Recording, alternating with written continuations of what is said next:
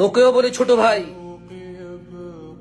যে মেয়েকে তার বাবা কখনো কাজ করে নাই, মা কখনো কাজ করে নাই, শুধু তোকে ভালো লাগছে, তোর সুন্দর সুন্দর কথা ভালো লাগছে, নিজ গর্ভধারিণী মা যার পায়ের নিচে ওর জান্নাত, মাকে লাঞ্ছিত করে যে মেয়ে তোর জন্য চলে আসছে, যদি একটু থেকে একটু বেশ কম হয় ছোট ভাই আমার, অথবা তুই যে রোমান্টিক কথা বলিস, তুই যে সুন্দর সুন্দর কথা বলিস, আচ্ছা ও তোর সাথে গেছে কেন বলতে পারিস ছোট ভাই? তোর প্রেমিকা নিজ গর্ভধারিণী আর নিজ জন্মদাতা পিতাকে ছেড়ে তোর সাথে গেছে কেন বলতে পারিস? কারণ তোর ওর সাথে কথা বলার সুযোগ হয়েছিল। সুযোগ হওয়ার পরে তুই ওকে কবিতা, গল্প, গান, নানা কথা শুনাইছস, যেখানে সে তার গর্ভধারিণী মার জন্মদাতা পিতাকে তুচ্ছ মনে করে তোর কথাকে প্রাধান্য দিছে, কারণ তোর কথা তার সুন্দর লাগে।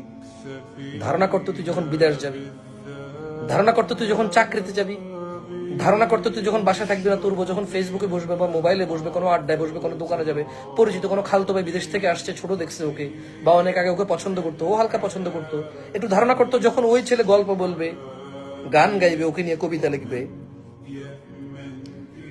তোর বউ যদি গর্ভধারিণী মা আর জন্মদাতার পিতাকে তোর কবিতা আর গান শুনে চলে আসতে পারে, ধারণা কর তোকে যেতে কি লাগবে।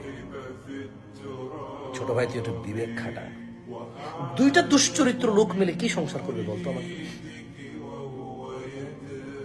দুইটা দুশ্চরিত্র লোক মিলে কি সংসার করবে আমাকে বলতো ভাই? জন্ম দিবে কাকে? কোন সন্তানকে জন্ম দিবে? দুইটা দুশ্চরিত্র লোক, তাও আবার পরিবারবিহীন।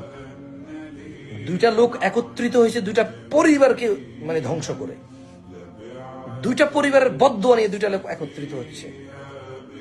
একটু ধারণা কর, এই দুইটা জেনাকারী, দুইটা বদচরিত্র, দুইটা দুশ্চরিত্র লোক, এই দুইটা বদাখলাক আর বিবেক শূন্য বর্বর আর জঙ্গলি জানোয়ার, হৃদয়ের আকাঙ্ক্ষাকে যে দমন করতে জানে না, এমন দুইটা লোক পেলে কি সংসার করবে আমাকে বলতে?